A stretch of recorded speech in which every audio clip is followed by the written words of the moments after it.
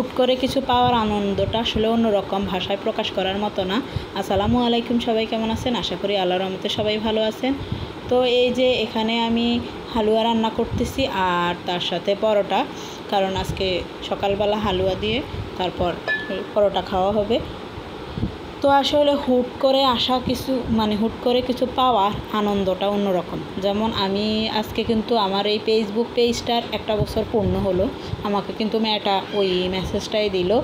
আর গত 2 দিন আগে কিন্তু আমি ইনস্ট্রিমারটা পেয়েছি, আর এটা পাওয়ার তো আসলে অনেকটা ভাগ্যের ব্যাপার।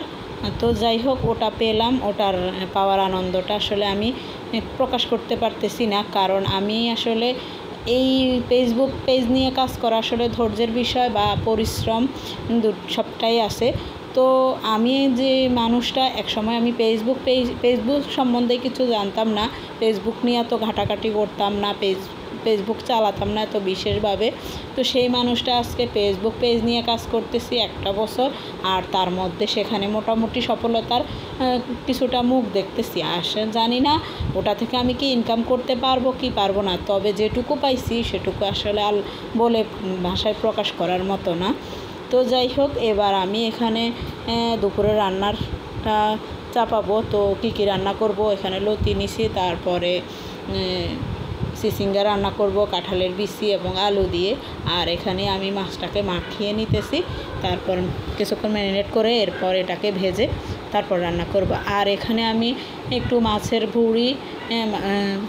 বড়ি তারপরে মাছ দিয়ে এখানে কচুরলতি রান্না করব। তো তার জন্য আমি সমস্ত মশলা দিয়ে তারপর ওটাকে মেখে তারপর রান্নাটা চাপাবো।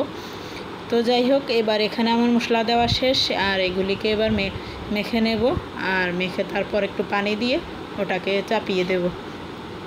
আর এইভাবে আসলে লতি রান্না করতে ভালো লাগে। আর এইগুলি সাধারণত গ্রাম অঞ্চলের যে একদম কচু গাছ থাকে না, ওই লতি, ওই গাছের এই লতি, তো এগুলি অনেকটা মজার। আর এই তো এখানে আমি মাছটা ভাজতেছি, আর মাছটা ভাজি হয়ে গেলে তারপর আমি এখানে তরকারিটা বসিয়ে দেব। আর এখানে চিচিঙ্গা দিয়ে তারপর আলু দিয়ে কাঁঠালের বিচি দিয়ে রান্না করব। আর মাছের মাথাটা আমি এখানে ভেজে নিলাম। তো এই তো এবার এখানে আমি তরকারিটা বসিয়ে দেব সমস্ত মশলা দিয়ে, তারপর ওটাকে কষিয়ে নিয়ে তারপর এর মধ্যে তো তরকারি দিয়ে দেব। তো যাই হোক, আসলে অনেক কিছু পাওয়া হলো, যেটুকু পাইছি আলহামদুলিল্লাহ এটা অনেক পাওয়া, আমার জন্য আসলে অনেক পাওয়া।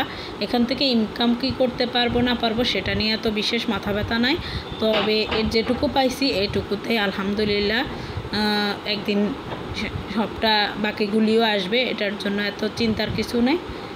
তো এই যে আমার লতি রান্না হয়ে গেছে, আর এখানে আমার চিচিঙ্গা তরকারিটা কষানো শেষ। এর মাঝে এখানে আমি মাছের মাথা দিয়ে তারপর এটাকে কিছুক্ষণ জাল করে নেব, তারপর হয়ে গেলে চাপিয়ে নেব।